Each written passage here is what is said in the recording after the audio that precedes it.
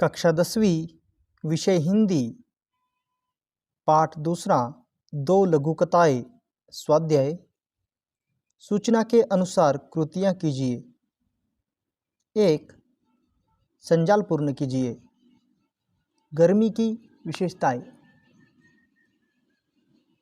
उत्तर भीषणता, अंगारे सी तपन, लू चलना, उमस होना। प्रश्न दूसरा उत्तर लिखिए। मौसम ऐसा था, लिजलिजा, घुटन भरा। प्रश्न तीसरा कारण लिखिए। 1 युवक को पहले नौकरी न मिल सकी।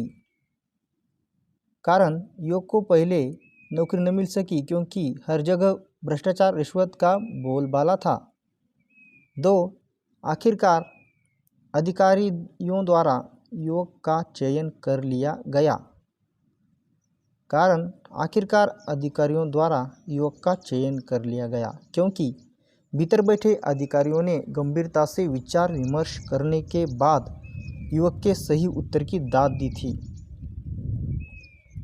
प्रश्न क्रमांक 4 कृति पूर्ण कीजिए। लेखक के मन परिवर्तन के कारण। अच्छे होटलों में रुकना, गरीब से 2 रुपए के लिए झिकझिक करना,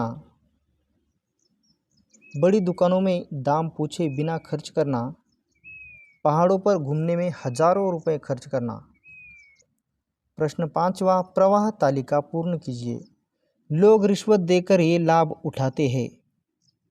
रुके हुए कार्य करवाना, दबी हुई फाइलें निकलवाना, टलती हुई पदोन्नति करवाना, रोकी गई नौकरी प्राप्त करना।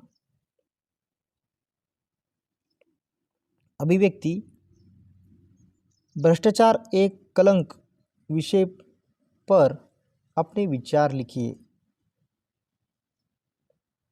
उत्तर भ्रष्टाचार का अर्थ है दूषित आचार या जो आचार बिगड़ गया हो। आज हमारे जीवन के हर क्षेत्र में भ्रष्टाचार व्याप्त है। आए दिन नेताओं के भ्रष्टाचार के समाचार आते रहते हैं। भ्रष्टाचार के आरोप में कितने नेता जेल काट रहे हैं। ये जनता के पैसे हड़प कर गए पर इन्हें शर्म तक नहीं आती। आज हमारे देश में तेजी से भोगवादी संस्कृति फैल रही है। लोगों में रातों रात धनवान बनने की लालसा जोर पकड़ रही है। चारों ओर धन बटोरने के लिए धोखाधड़ी छल कपट किए जा रहे हैं। अपनी भौतिक समृद्धि बढ़ाने के लिए लोगों ने भ्रष्टाचार को शिष्टाचार बना लिया है। छोटे से छोटे काम के लिए लोगों को रिश्वत का सहारा लेना पड़ता है। शिक्षा का पवित्र क्षेत्र भी इससे अछूता नहीं रह गया है। लोगों में देशभक्ति और कर्तव्यनिष्ठा की भावना घटती जा रही है। भ्रष्टाचार राष्ट्रीय जीवन के लिए अभिशाप बन गया है। हमें आत्मनिरीक्षण करने की आवश्यकता है। भ्रष्टाचार एक कलंक है, इस कलंक को मिटाना जरूरी है। हम सबको इसके लिए निष्ठापूर्वक कार्य करने की ज़रूरत है।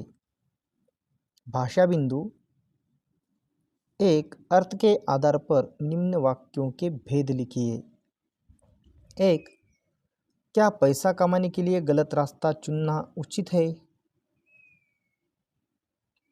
भेद प्रश्नवाचक वाक्य। 2 इस वर्ष भीषण गर्मी पड़ रही थी। विधानवाचक वाक्य। 3 आप उन गहनों की चिंता न करें। निषेधवाचक वाक्य। 4 सुनील जरा ड्राइवर को बुलाओ। आज्ञावाचक वाक्य। 5 अपने समय के लेखकों में आप किन्हें पसंद करते हैं? प्रश्नवाचक वाक्य। 6 सैकड़ों मनुष्यों ने भोजन किया। विधानवाचक वाक्य। 7 हाय कितनी निर्दयी हूँ मैं।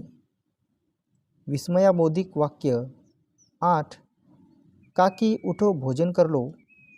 आज्ञावाचक वाक्य। 9 वाह कैसी सुगंध है। विस्मयाबोधिक वाक्य। 10 तुम्हारी बात मुझे अच्छी नहीं लगी। निषेधवाचक वाक्य। 2 कोष्टक की सूचना के अनुसार निम्न वाक्यों में अर्थ के आधार पर परिवर्तन कीजिए। 1 थोड़ी बातें हुई। निषेधार्थक वाक्य। थोड़ी भी बातें नहीं हुई। 2. मानो इतना ही बोल सकी। प्रश्नार्थक वाक्य, क्या मानो इतना ही बोल सकी? 3. मैं आज रात का खाना नहीं खाऊंगा।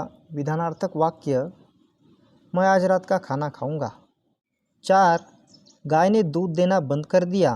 विस्मयार्थक वाक्य, अरे गाय ने दूध देना बंद कर दिया। 5. तुम्हें अपना ख्याल रखना चाहिए। आज्ञार्थक वाक्य, तुम अपना ख्याल रखो।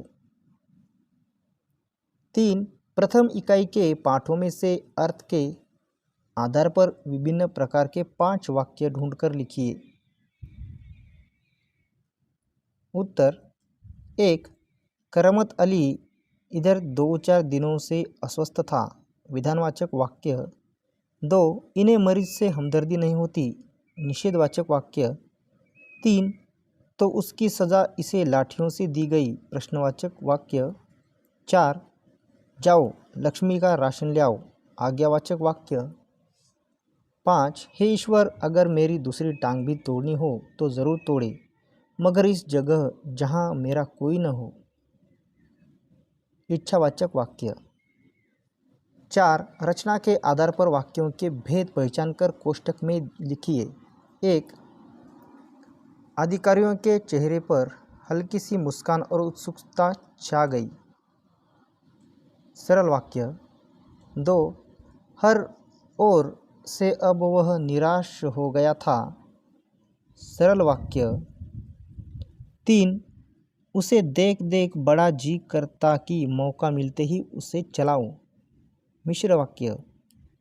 4. वह बूढ़ी काकी पर झपटी और उन्हें दोनों हाथों से झटक कर बोली। संयुक्त वाक्य। 5. मोटे तौर पर 2 वर्ग किए जा सकते हैं। सरल वाक्य। 6. अभी समाज में यह चल रहा है क्योंकि लोग अपनी आजीविका शरीर श्रम से चलाते हैं। संयुक्त वाक्य। 5. रचना के आधार पर विभिन्न प्रकार के 3-3 वाक्यों पाठों से ढूंढ कर लिखिए। उत्तर 1. सरल वाक्य, आज उसे साक्षात्कार के लिए जाना है। अब तक उसके हिस्से में सिर्फ असफलता ही आई थी। रिश्वत भ्रष्टाचार की बहन है। संयुक्त वाक्य, अधिकारियों के चेहरे पर हल्की सी मुस्कान आई और उत्सुकता छा गई। व्यक्ति समाज को कम से कम देने की इच्छा रखता है, लेकिन समाज से अधिक लेने की इच्छा रखता है।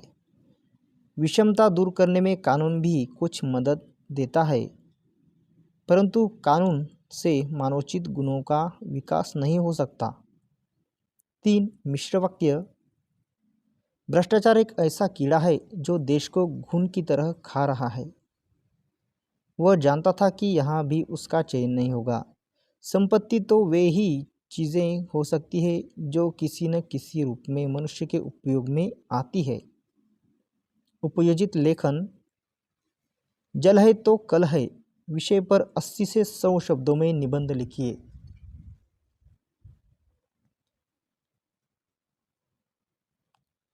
जल है तो कल है। हवा के पश्चात प्राणियों को जीवित रहने के लिए जिस चीज़ की आवश्यकता होती है वह है जल। जल के बिना प्राणी अधिक दिनों तक नहीं जी सकता, इसलिए कहा जाता है कि जल ही जीवन है। जल हमें कुओं, तालाबों और नदियों से मिलता है।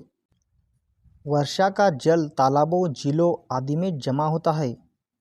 कुछ पानी भूगर्भ में चला जाता है, शेष पानी नदियों में होता हुआ समुद्र में चला जाता है।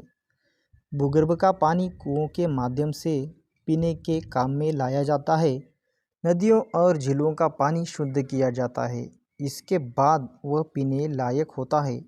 गाँव में अधिकतर कुओं के पानी से ही काम चलाया जाता है। बड़े बड़े शहरों में नदियों और झीलों के पानी को शुद्ध करके पीने के काम में लाया जाता है।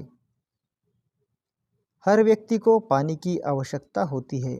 बिना पानी के किसी का काम नहीं चल सकता। निरंतर बढ़ती हुई जनसंख्या के कारण आज पानी की समस्या विकट हो गई है।